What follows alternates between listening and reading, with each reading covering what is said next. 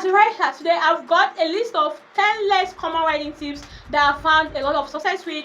You can let me know your favorite one in the comments, or tell me your own word writing tip because I think they are fun. Now back to the video. The first tip is for you to have a character that you like too much or you hate too much. In general, you want your character to be complete, a mix of good and bad traits, because that makes them ready believably. So if you are having trouble imagining them completely, my hack is to temporarily change their name. Replace their name with the name of a real person that you like or dislike. So if I dislike a character and I want to write them more fairly, I will give them my friend's name because it's androgynous, so you could slip it on anybody and it makes me think of them more fondly. So I imagine better traits for them. I won't tell you the name that I use when I want to like a character less, but I do have a few in rotation. Then at the end of that draft, I just do a find replace to switch the names back. Then tip 2 is to cut out the last thing you wrote. I found that most writers make their points before they are done talking, and they just keep talking because writers don't know how to shut up. So those extra words after the points also make it weaker, and this tip isn't going to be true 100% of the time, so use your own judgment. But look at the last thing you wrote and ask yourself if it's strong or cutting, because it normally is. When I'm criticizing other people's stories or editing my own, I do normally end up cutting the last paragraph or a few paragraphs, and it always makes it better. Tip 3 is to stop writing while you still have ideas. This might seem counterintuitive if you have a good flow going, but knowing where you are starting at the beginning of your next writing section makes that one much more productive. For example, if you have a certain word count goal that day and you hit it and you still have ideas, it might be best to stop while you still have ideas. I like to summarize what I think should happen, just like a couple bullet points. That way in the next writing section, I know exactly what I'm going to be working on. If you burn yourself out of ideas, your next writing section is going to be a lot of thinking, and that's going to slow it down a lot versus if you could jump in writing. Tip 4 is to print your manuscript for proofreading. This is probably the most common piece of ideas on the list, but having a physical copy in front of you for some reason makes it a lot easier to spot mistakes. I like to go through and mark them up with a pen. If you don't want to do that, or you don't have access to a printer, you can also print it as a PDF. You can do an ebook and put it on your e-reader, just like changing the format of it makes it a lot easier to spot type. You can also change the font on your Word document, and then that will kind of give you new eyes looking at it. I know a lot of writers who swap to Comic Sans for their second draft, so you can actually print your manuscript. You have other options. By the way, Rollerday is an online marketplace that connects freelancers selling their services with clients looking to hire someone for a project. You definitely can make money on Rollerday as a freelancer. Since our platform acts as an online marketplace for freelancers and businesses to connect with each other, there are plenty of opportunities available where you can earn a decent income by providing your services.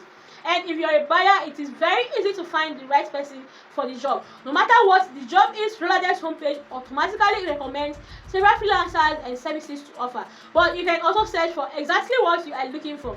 Go to www.rollarday.com to get started. Back to tip number 6 is to keep sentence-long summarizes of your scenes as you write them. This is a great alternative for people who are starkly against writing outlines, because it kind of writes an outline as you go, so you still have the benefit of an overhead shot of your book. This is really helpful for longer books because I forgot everything that I write, so having easy access to a miniature version of the book that I can see on a search is really helpful. I also like being able to click and drag to recognize those scenes because I write with the novel pad. I write 6 books in a little over a year on the novel pad, so if you would like a tool that can make writing easier, stick around to the end of this video to learn how you can try it for free. Tip 6 is to keep a list of topic ideas and brainstorm them regularly, especially if you write short things like poems or blogs. Once you have an idea, your subconscious works on it and your downtime. So if you can just make yourself have these ideas, you kind of drag things by accident, so by the time you finish your current project, you could have 10 ideas that you have been passively outlining in your head. So it's free content for like no work. It's free real estate. I do this for short stories, I do it for blog posts, I do it for video ideas. It's like keeping a project in every stage of the idea funnel so that you have a constant flow of content. Tip 7 is when you are writing longer projects, try keeping a list of problems I think of them instead of stopping to fix them while you draft. I find this helpful for novel revisions, particularly if you notice that one of your characters you're trying to fix a plot hole. Just keep on going list of things that you can go back to once this draft is finished. I started doing this just to track my macro edits so that I could worry about them later on, not actually stopping myself in the writing process. But then actually having them written down made my brain work on it while I wasn't actually thinking about it.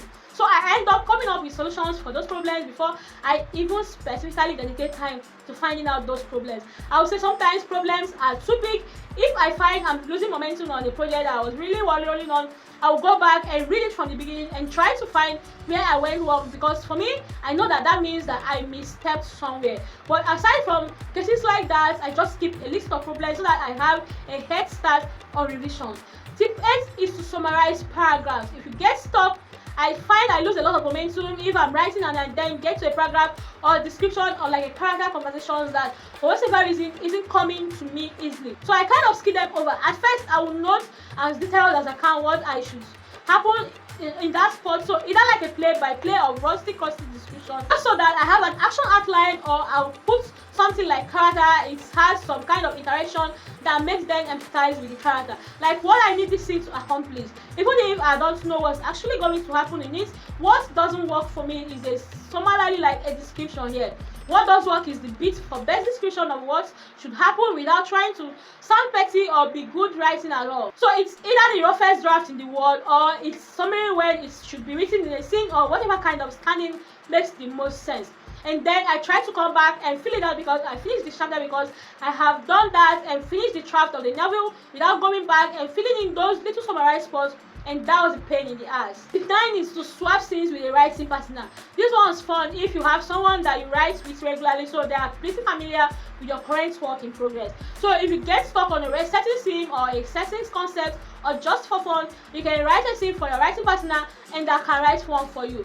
One thing that's helpful for me is to pitch some kind of concept that I'm having trouble with my book. Like one time I had a character who went through some traumatic events, and then I didn't know what I want to do to have her reflection on it. So I told my friend that I knew the story, and then they wrote what they thought she would have been doing. Another example is my friend had a video comparing one of her books, and she didn't really know how to write that. So I wrote a romance scene for her, and that kind of gave her an idea of a dynamic that those characters could have. So you might not keep the scene, but it can give you a fresh perspective on the story for the same reason that having better reader feedback is helpful. You are really close to it, so you might be cutting yourself off from a perspective that is possible just because you've been locked into it for so long.